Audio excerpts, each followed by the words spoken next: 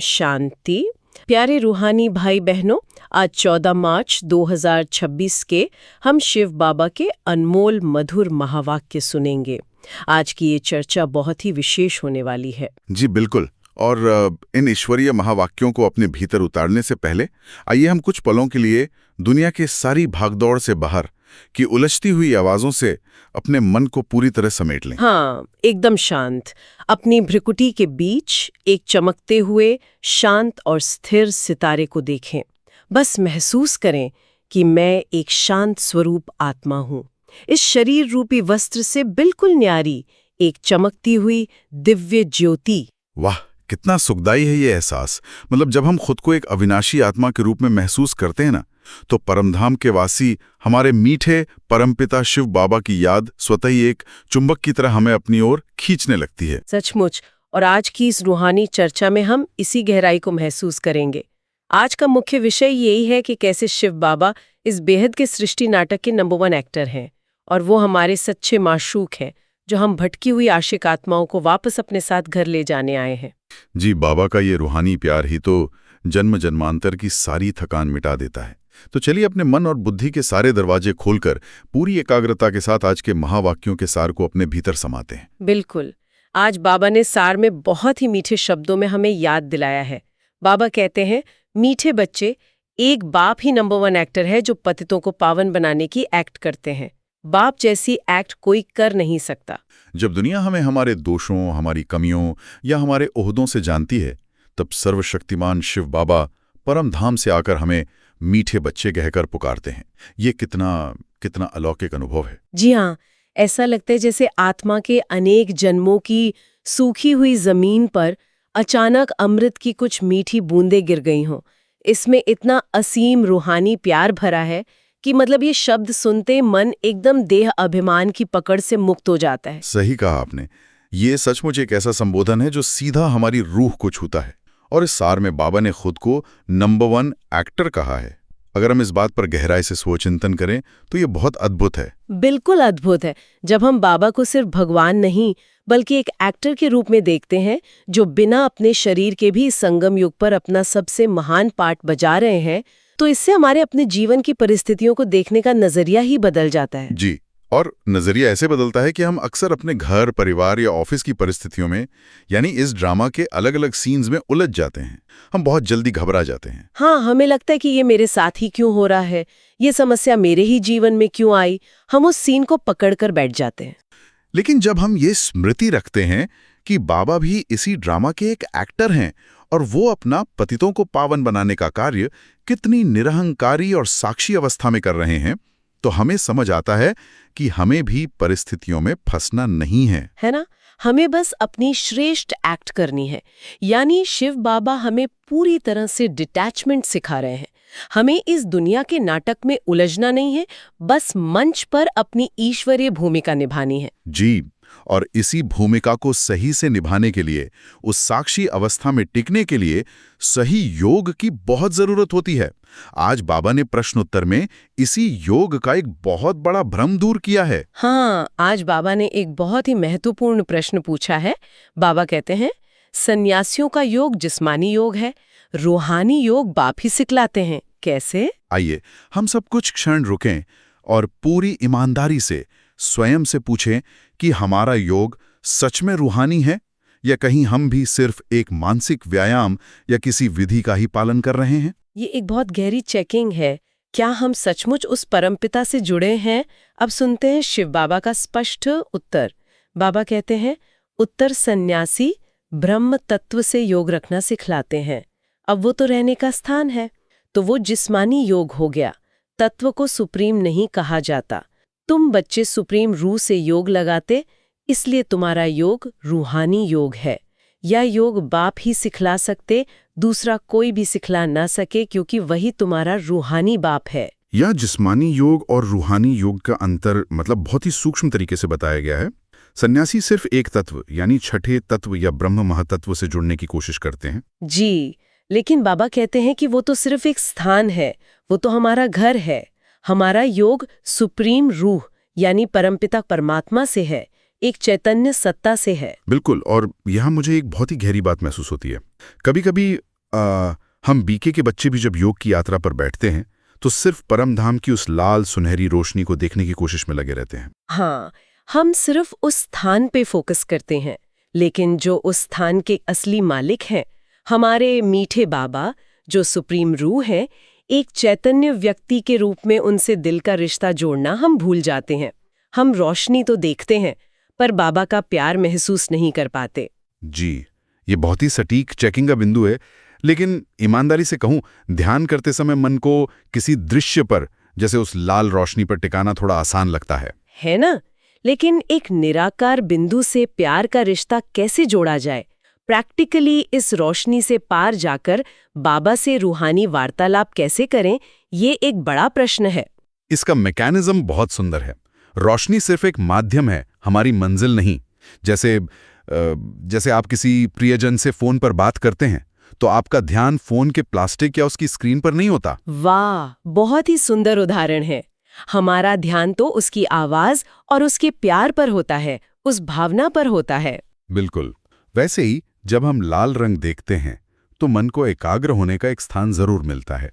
लेकिन योग तब लगता है जब हम उस रोशनी के भीतर करुणा के सागर, शांति के सागर की धड़कन को महसूस करते हैं। जी, हमें बाबा से वैसे ही बात करनी है जैसे एक बच्चा अपने पिता से अपने दिल की हर बात कहता है। जब उस चैतन्य शक्ति से प्यार होता है, तभी तो योग सहज और सच्चा रूहानी बनता है। फोन की एनालॉजी ने से सचमुच बहुत स्पष्ट कर दिया। हमें उपकरण से नहीं, बल्कि उस पार बैठे व्यक्ति से जुड़ना है। और इस जुड़ाव की पहली सीढ़ी है खुद की सही पहचान। बाबा ने आज की मुरली की मुख्य शिक्षाओं में इसी पहचान यानी ओम शांति का वास्तविक अर्थ समझाया है। हाँ, तो पहली शिक्षा में बाबा कहते हैं, बच्चे बहुत लोग कहते हैं ओम शांति अर्थात अपनी आत्मा की पहचान देते हैं, परंतु खुद समझ नहीं सकते। कोई कहते हैं ओम माना भगवान, परंतु नहीं, यह आत्मा कहती है ओम शांति। अहम आत्मा का स्वधर्म है ही शांत, इसलिए कहते हैं मैं हूं शांत स्वरूप। इस महावाक्य पर हम थोड़ा पॉज लें। बाहर की दुनिया में लोग ओम का अर्थ सीधे भगवान मान लेते हैं या सिर्फ एक धार्मिक मंत्र की तरह उसका बार बार उच्चारण करते हैं। जी, लेकिन बाबा ने इसका कितना मनोवैज्ञानिक और आंतरिक अर्थ बताया है। ओम माना अहम आत्मा, यानी मैं आत्मा। बिल्कुल। शिव बाबा हमें बताते हैं कि ये कोई रटने वाला मंत्र नहीं है, बल्कि ये तो हमारे सत्य स्वरूप का ट्रिगर है। मैं एक शांत स्वरूप आत्मा हूं। ये देही अभिमानी बनने की हमारी पहली सीढ़ी है। लेकिन यहाँ भी हमारे सामने एक प्रैक्टिकल चुनौती आती है। हम दिन भर में 20 बार अपने लौकिक और अलौकिक भाई बहनों से मिलते हैं और ओम शांति कहते हैं। हाँ, ये तो जैसे हमारी एक आदत सी बन गई है। जैसे दुनिया वाले नमस्ते या गुड मॉर्निंग कहते हैं, वैसे ही हम बिना सोचे ओम शांति बोल देते हैं। बिल्कुल। तो ये आदत अहम आत्मा की गहराई तक कैसे पहुंचे? हम कैसे हर बार इसका सच्चा अनुभव करें? इसके लिए हमें बोलने से पहले एक माइक्रोसेकंड का पॉज लेना होगा।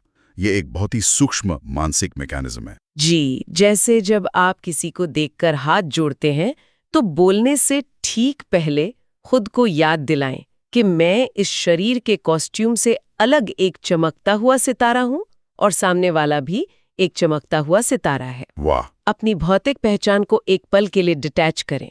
जब आप भीतर से इस सन्नाटे को, इस शांति को महसूस करके बाहर शब्दों में ओम शांति लाएंगे तो उसमें एक अलग ही रूहानी वाइब्रेशन होगी। सचमुच। वो सिर्फ एक अभिवादन नहीं रहेगा, बल्कि एक आत्मा का दूसरी आत्मा को दिया गया सच्चा रूहानी परिचय बन जाएगा। ये बहुत गहरी प्रैक्टिस है, देह की स्मृति से डिटैच होकर बोलना। और इस बेहद के नाटक में डिटैचमेंट का सबसे बड़ा उदाहरण तो खुद शिव बाबा हैं। दूसरी शिक्षा में बाबा ने कल्प वृक्ष और आदि मध्य अंत का जो राज खोला है वो बहुत अद्भुत है। हाँ, बाबा कहते हैं, बाप समझाते हैं, ये कल्प वृक्ष है, इसके आदि मध्य अंत को तुम नहीं जान सकते, मैं जानता हूँ। मेरा पाठ सिर्फ इस संगम समय ही है, सो भी मुझे अपना शरीर नहीं है। वो सीधे यहीं से जुड़ता है। जी, जैसे कोई बहुत बड़ा नाटक चल रहा हो, एक्टर्स अपनी स्क्रिप्ट भूल गए हों, वो आपस में ही लड़ रहे हों, पूरा मंच अस्त व्यस्त हो गया हो। बिल्कुल। तब नाटक के बिल्कुल अंत में, क्लाइमैक्स के समय, मास्टर डायरेक्टर स्टेज पर आता है, लेकिन वो हमारी तरह कोई रोल प्ले करने नहीं आता। वो सिर्फ हमें हमारी ओरिजिनल एक्टिंग याद दिलाने आता है। और इस एनालॉजी में सबसे खूबसूरत बात यह है कि सर्वशक्तिमान डायरेक्टर का अपना कोई शारीरिक कॉस्ट्यूम ही नहीं है। वो महान होकर भी कितने निराकार और निरहंकारी हैं। हाँ, बिना अपने शरीर के, प्रजापिता ब्रह्मा के तन का लोन लेकर वो इतनी बड़ी सृष्टि परिवर्तन की एक्ट कर रहे हैं। वो आते हैं, अपना काम करते हैं और फिर चुपचाप परमधाम लौट जाते हैं। ये हमें बहुत बड़ी बात सिखाता है। महान कार्य करने के लिए मैं, पन या अहंकार की बिल्कुल भी जरूरत नहीं होती। शिव बाबा हमें यही निरहंकारी अवस्था सिखा रहे हैं। सचमुच यही निरंकारी स्थिति ही तो सच्चा राजयोग है। और इसी से जुड़ी तीसरी शिक्षा में बाबा ने सच्चे राजयोग और हठ योग का अंतर बहुत स्पष्ट किया है। जी, बाबा कहते हैं सन्यासी तो राजाई छोड़ाने वाले हैं, वो फिर राजयोग कैसे सिखला सकते? यह है राजयोग, इसको रूहानी योग कहा जाता है। यहाँ बाबा ने गोपीचंद राजा का उदाहरण दिया है, जो अपना राजपाट छोड़कर जंगल में चला गया था। निवृत्ति मार्ग वालों का यही तरीका रहा है कि सबको छोड़ दो। हाँ, अगर इसे आज के समय की एक आधुनिक एनालॉजी से समझें तो हठ योग कुछ ऐसा है जैसे कोई टीवी पर डरावनी और बुरी खबरें देखकर इतना डर जाए कि वो टीवी का तार ही निकाल दे। बिल्कुल सही कहा। वो टीवी देखना ही बंद कर दे और दुनिया से कट जाए। लेकिन इसके विपरीत हमारा राजयोग क्या है? राजयोग ये है कि आप टीवी के सामने बैठे हैं, दुनिया की खबरें और परिस्थितियां देख रहे हैं, लेकिन आपने अपने मन का रिमोट कंट्रोल अपने हाथ में रखा है। माँ, रिमोट कंट्रोल अपने हाथ में? आपको पता है कि ये सिर्फ एक स्क्रीन है, एक ड्रामा है। आप उसे देखकर अपना ब्लड प्रेशर नहीं बढ़ाते। अपनी कर्मेंद्रियों पर, अपने मन और बुद्धि पर आपका पूरा राज्य है। यही तो सच्चा राजयोग है। बिल्कुल, हमें जंगल में जाकर आंखें बंद करके नहीं बैठना है, बल्कि इसी दुनिया के बीच रहकर अपनी जिम्मेदारियां निभाते हुए अपनी प्रवृत्तियों पर विजयी बनना है। लेकिन यहाँ एक स्वाभाविक सवाल उठता है। गृहस्थ व्यवहार में प्रवृत्तियों के बीच रहते हुए ये वैराग्य या ये पुरुषार्थ लगातार कैसे बना रहे? इसमें मिठास कैसे आए ताकि ये नीरस न हो जाए? ये बहुत महत्वपूर्ण प्रश्न है और इसका बहुत ही प्यारा और भावनात्मक समाधान बाबा ने अपनी चौथी शिक्षा में आशिक और माशूक के उदाहरण से दिया है। बाबा कहते हैं, कहा जाता है, हथकार डे दिल यार डे, तुम आत्माएं आशिक हो एक माशूक की, अभी वो माशूक आया हुआ है। हथकार डे दिल यार डे यानी हाथ काम में और दिल अपने यार, अपने माशूक की याद में। सुनने में ये बहुत काव्यात्मक और मीठा लगता है। जी, काव्यात्मक तो है, लेकिन प्रैक्टिकली जब ऑफिस में बहुत ज्यादा काम का दबाव हो, टारगेट पूरे करने हो, बॉस नाराज हो रहा हो या घर के रसोई में एक साथ 3 काम उबल रहे हो, तब दिमाग यार में नहीं बल्कि टेंशन में चला जाता है। बिल्कुल ऐसा ही होता है। प्रैक्टिकली ये दिल यार में रखा कैसे जाए? उस समय बाबा कैसे याद आए? ये एक बहुत स्वाभाविक चुनौती है जो हम सब रोज महसूस करते हैं। इसका मानसिक मैकेनिज्म ये है कि हमें अपने काम की ओनरशिप बाबा को देनी है। ओनरशिप बाबा को देनी है? मतलब हम खुद को सिर्फ एक ट्रस्टी समझें? जी हाँ, जब बॉस गुस्सा कर रहा हो तो मन में ये स्विच ऑन करें कि मैं ये नौकरी अपनी आजीविका के लिए नहीं कर रही हूँ, मैं बाबा की ट्रस्टी होकर इस ऑफिस में बैठी हूँ। ये बॉस भी एक आत्मा है जिसका रोल अभी ऐसा है। वाह! जब आप काम को बाबा का काम समझकर करते हैं तो अंदर का सारा तनाव खत्म हो जाता है।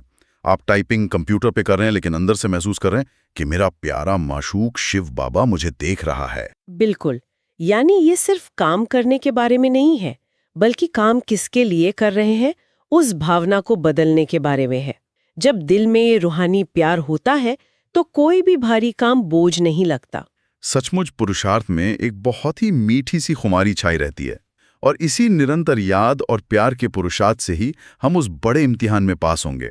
5वीं शिक्षा में बाबा ने आज पास और नापास के इम्तिहान की बात भी की है। जी, बाबा कहते हैं नापास तो कोई होंगे क्योंकि इम्तिहान भी बहुत बड़ा है। मम्मा बाबा भी पढ़ रहे हैं श्रीमत से, वे पहले नंबर में पढ़ते हैं, फिर जो माता पिता को फॉलो करते हैं वही उनके तख्त पर बैठेंगे। ये महावाक्य हमारे लिए कंपस की तरह है जो हमें सही दिशा दिखाता है। ये इम्तिहान कोई कागज पेन का नहीं है, ये इम्तिहान है हर पल शिव बाबा की श्रीमत पर चलने का। बिल्कुल, और बाबा ने स्पष्ट कहा है कि सिर्फ ज्ञान सुनना काफी नहीं है, हमें मम्मा और ब्रह्मा बाबा के कर्मों को 100% फॉलो करना है, उनके पदचिन्हों पर चलना है। हाँ, ब्रह्मा बाबा ने कैसे हर परिस्थिति में धैर्य रखा, कैसे बच्चों की गालियां सुनकर भी उन्हें सिर्फ प्यार दिया, कैसे अपनी सारी संपत्ति ईश्वरीय कार्य में लगा दी। ये कोई छोटी बात नहीं है। जी, ये सूर्यवंशी बनने का सबसे बड़ा रूहानी इम्तिहान है। जो ब्रह्मा बाप के हर कदम पर कदम रखेंगे वही आने वाली नई दुनिया में सूर्यवंशी तख्त नशीन बनेंगे। तो आज की इस पूरी मुरली और इन गहरे महावाक्यों से धारणा के लिए जो मुख्य सार शिव बाबा ने दिया है, आइए उसे सुनते हैं और अपने जीवन में उतारने का दृढ़ संकल्प लेते हैं। जी, बाबा धारणा के लिए कहते हैं, एक सच्चे सच्चे आशिक बन, हाथों से काम करते, बुद्धि से माशूक को याद करने की प्रैक्टिस करनी है। बाप की याद से हम स्वर्गवासी बन रहे, इस खुशी में रहना है। इस पहले बिंदु को जीवन में उतारने के लिए हमें आज सारा दिन अपनी सूक्ष्म चेकिंग करनी होगी। क्या मैं काम करते हुए सच में उस माशूक की याद में हूं, या मेरा मन दुनिया की व्यर्थ बातों में उलझा हुआ है? बिल्कुल, ये चेकिंग बहुत जरूरी है। और धारणा के दूसरे बिंदु में बाबा कहते हैं, 2 सूर्यवंशी डिनास्टी में तख्तनशीन बनने के लिए माता पिता को पूरा पूरा फॉलो करना है। बाप समान नॉलेजफुल बन सत को रास्ता बताना है। जी हाँ, ज्ञान का स्वरूप बनना है, मतलब सिर्फ खुद ज्ञान के नशे में अकेले नहीं रहना है। जो आत्माएं आज दुख और अशांति में भटक रही हैं, उन्हें अपने शांत चेहरे से, अपने मीठे व्यवहार से शिव बाबा का सत्य परिचय देना है। जी हाँ, यही हमारी सच्ची रूहानी सेवा है। हमें अपने हर कर्म से बाबा का नाम रोशन करना है। और जब हम ये सच्ची सेवा और धारणा करते हैं ना, तो बाबा हमें बहुत ही शक्तिशाली वरदान से सजाते हैं। आज बाबा का बहुत ही मीठा वरदान है। बाबा कहते हैं, ताज और तिलक को धारण कर बाप दादा के मददगार बनने वाले दिल तख्त नशीन भाव। वाह, दिल तख्त नशीन भाव। जी, बाबा ने आगे इसका स्पष्टीकरण दिया है। बाबा कहते हैं, जब कोई तख्त पर बैठते हैं तो तिलक और ताज उनकी निशानी होती है। ऐसे जो दिल तख्त नशीन है, उनके मस्तक पर सदैव अविनाशी आत्मा की स्थिति का तिलक दूर से ही चमकता हुआ नजर आता है। सर्व आत्माओं के कल्याण की शुभ भावना उनके नयनों से व मुखड़े से दिखाई देती है। उनका हर संकल्प, वचन और कर्म बाप के समान होता है। ताज और तिलक अगर हम बाहर की दुनिया में देखें तो राजाओं के पास सोने का ताज होता है, जो उन्हें बहुत भारी लगता है। उनके सिर पर एक बोझ होता है। जी, लेकिन हमारा ये जो रूहानी ताज है, ये पवित्रता और विश्व कल्याण की जिम्मेदारी का ताज है। ये बहुत हल्का और प्रकाशमय है। बिल्कुल। और तिलक है हमारी आत्मिक स्थिति का, यानी इस भ्रुकुटी में चमकती हुई आत्मा की निरंतर स्मृति। यही हमारा सच्चा श्रृंगार है। हाँ, जब हम घर से निकलते हैं या ऑफिस में काम करते हैं, तो हमें भौतिक रूप से कोई ताज या तिलक नहीं पहनना है, लेकिन ये शुभ भावना का ताज हमें हर पल पहने रखना है। जी, जब आप हर आत्मा को इस रूहानी दृष्टि से देखते हैं कि मुझे इसका कल्याण करना है, इसे दुआएं देनी है, तो आपके नैनों से वो ईश्वरीय चमक स्वतः ही दिखाई देने लगती है। बिल्कुल सही। आपके संकल्प बिल्कुल बाबा समान, निस्वार्थ और शुद्ध हो जाते हैं। आप चलते फिरते फरिश्ते बन जाते हैं। और इस ताज और तिलक को निरंतर धारण करने के लिए, यानी इस उच्च स्थिति को बनाए रखने के लिए, एक विशेष इनर सेटिंग की जरूरत होती है, जिसे बाबा ने आज के स्लोगन में बहुत ही गहराई से पिरोया है। हाँ, आज का मीठा स्लोगन है। बाबा कहते हैं, सरल याद के लिए सरलता का गुण धारण करो, संस्कारों को सरल बनाओ। सरलता का गुण, इसे हम एक इनर स्विच की तरह इस्तेमाल कर सकते हैं। कई बार हम कंप्लेन करते हैं कि बाबा याद नहीं आ रहे हैं, योग की यात्रा बहुत भारी लग रही है, या अमृत वेला उठने में आलस से आ रहा है। जी, तब हमें बाहर की परिस्थितियों को नहीं, बल्कि खुद के संस्कारों को चेक करना चाहिए। कहीं मैंने अंदर ही अंदर बातों को कॉम्प्लिकेटेड तो नहीं कर लिया है। बिल्कुल, हम छोटी छोटी बातों को पकड़कर बैठ जाते हैं। उसने मेरे साथ ऐसा क्यों किया, मेरा नाम क्यों नहीं लिया, मुझे सम्मान क्यों नहीं मिला। ये सब जटिलताएं हैं जो मन को भारी कर देती हैं। हाँ, सरलता का अर्थ ही है लेट गो करना। जो बात जैसी है उसे ड्रामा समझकर वैसे ही स्वीकार करना और तुरंत आगे बढ़ जाना। लेकिन ये लेट गो करना इतना आसान नहीं होता है ना, खासकर जब किसी ने बहुत गहरी चोट पहुंचाई हो या अपमान किया हो। तब संस्कार सरल कैसे बनाएं?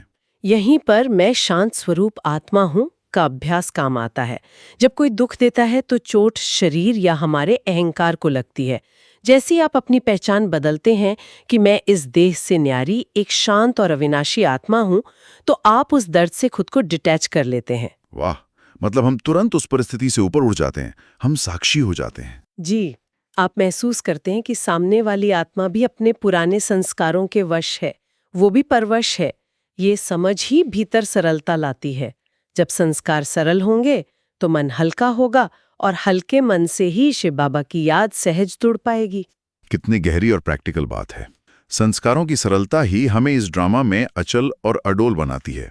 और इसी निश्चय को, इसी अडोल अवस्था को बाबा ने आज के अव्यक्त इशारे में बहुत ही शक्तिशाली तरीके से छुआ है। जी, आज शिव बाबा अव्यक्त इशारे में कहते हैं, निश्चय के फाउंडेशन को मजबूत कर सदा निर्भय और निश्चिंत रहो। वाह ड्रामा वाह! अगर ड्रामा में निश्चय होगा तो अकल्याण की बात भी कल्याण में बदल जाएगी। यहाँ निश्चय की 3 परतें एक साथ काम करती हैं।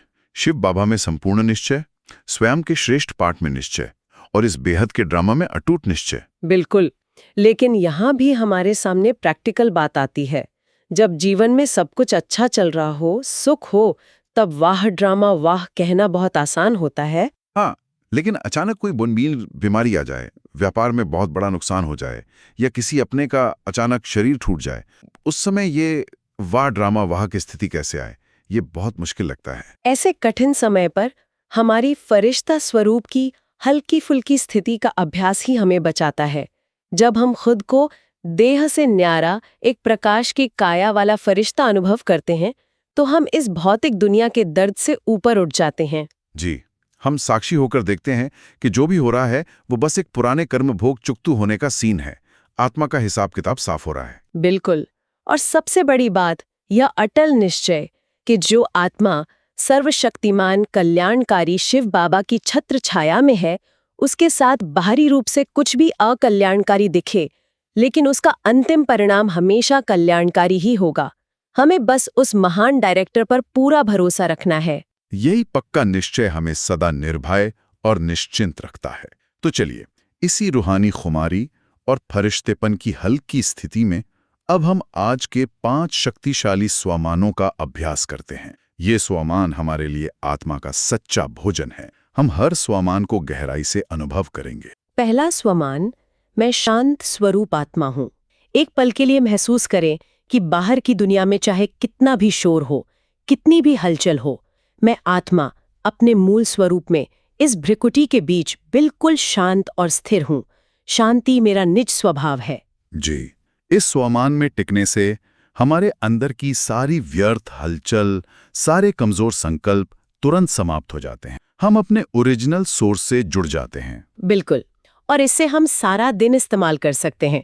जब भी दिन में कोई आप पर क्रोध करे या ट्रैफिक में बहुत शोर हो, बस 1 सेकंड के लिए अपनी शक्तियों को समेटकर याद करें, मैं शांत स्वरूप आत्मा हूँ। यह आपकी रक्षा का एक अभेद्य कवच बन जाएगा। सचमुच। अब दूसरा स्वमान, मैं आदि सनातन देवी देवता धर्म की श्रेष्ठ आत्मा हूँ।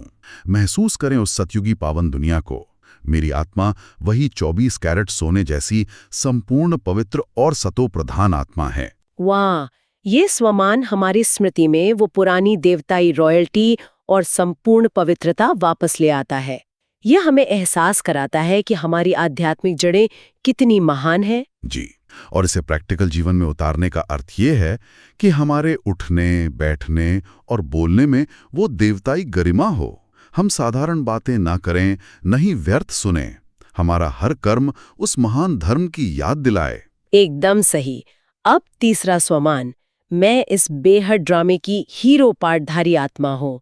मैं कोई साधारण एक्टर नहीं हूँ, बल्कि इस सृष्टि रंगमंच पर शिव बाबा के साथ मिलकर अपनी सबसे श्रेष्ठ भूमिका निभाने वाली हीरो आत्मा हूँ। जब हम खुद को हीरो पार्टधारी समझते हैं ना, तो हमारा स्टेज अवेयरनेस बहुत बढ़ जाता है। हमें हर पल याद रहता है कि पूरा विश्व मुझे देख रहा है, मुझे फॉलो कर रहा है। बिल्कुल। और रियल लाइफ में इसका मतलब है कि अगर कोई छोटी मोटी बात हो जाए, किसी ने मेरा सम्मान नहीं किया, तो एक हीरो एक्टर कभी इन छोटी बातों पर गुस्सा होकर अपनी एक्टिंग खराब नहीं करता। वो अपनी शान में रहता है। बहुत सुंदर। अब चौथा स्वमान, मैं एक बाप यानी माशूक की सच्ची रूहानी आशिक हूँ। मेरे दिल में सिर्फ और सिर्फ एक शिव बाबा का ही प्यार समाया है। मेरा हाथ मेरे कर्म में है, लेकिन मेरा दिल मेरे यार में है। ये स्वमान हमें महसूस कराता है कि हम इस दुनिया की भीड़ में बिल्कुल अकेले नहीं हैं। हमारे साथ पल पल वो सर्वशक्तिमान साथी है। ये एहसास हमारे कर्म योग को बहुत ही मीठा बना देता है। जी, और इसका प्रैक्टिकल उपयोग यही है कि आप भले ही लौकिक संबंधों में हों, परिवार के साथ बैठे हों या कंप्यूटर पर अपना काम कर रहे हों, लेकिन अंदर से एक रूहानी तार लगातार परमधाम जुड़ी रहे। हाँ, और अब पांचवा और अंतिम स्वमान, मैं ताज और तिलकधारी बाबा की दिल तख्त नशीन आत्मा हूँ। मेरे मस्तक पर आत्मिक स्थिति का चमकता हुआ तिलक है और सर पर पवित्रता और विश्व कल्याण का लाइट का ताज है। यह स्वमान हमें हमारी सबसे ऊंची विश्व कल्याणकारी स्थिति में ले जाता है। हम अपनी छोटी छोटी समस्याओं से ऊपर उठकर सारे विश्व की आत्माओं को सकाश देने वाले मास्टर रहमदिल बन जाते हैं। बिल्कुल। और जब आप इस स्मृति में दिन भर ऑफिस या घर में चलते फिरते हैं तो आपके नयनों से हर आत्मा के प्रति सिर्फ शुभ भावना, दुआएं और रहम ही निकलता है। आप सचमुच शिव बाबा के सच्चे मददगार बन जाते हैं। इन 5 स्वमानों का ये गहरा अभ्यास हमें सारा दिन बहुत शक्तिशाली और योग युक्त रखेगा। आज की इस पूरी रूहानी यात्रा को अगर हम गहराई से समेटें तो हमने देखा कि कैसे शांत स्वरूप के अपने सत्य परिचय से हमारी ये यात्रा शुरू होती है। जी, और फिर हम शिव बाबा जैसे निराकार डायरेक्टर के कल्प वृक्ष के ज्ञान को गहराई से समझते हैं।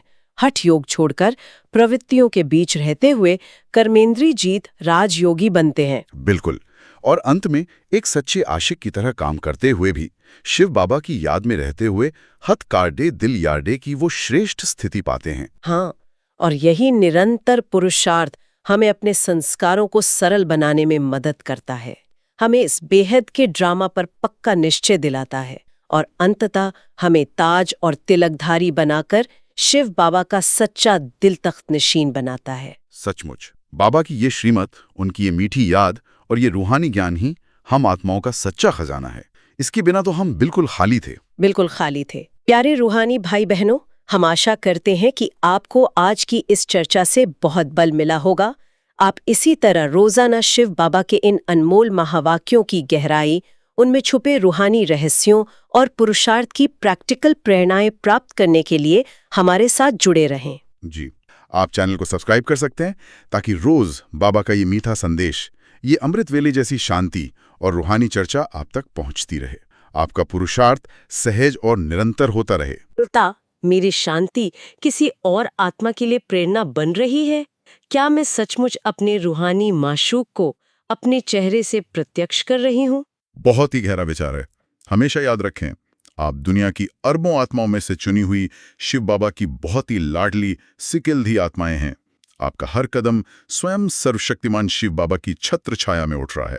जी, इस बेहद के ड्रामा की हर एक सीन में आपके लिए सिर्फ और सिर्फ कल्याण ही समाया है। तो बस मुस्कुराते रहिए और हल्के फरिश्ता बनकर उड़ते रहिए। वाह ड्रामा! अच्छा, ओम शांति।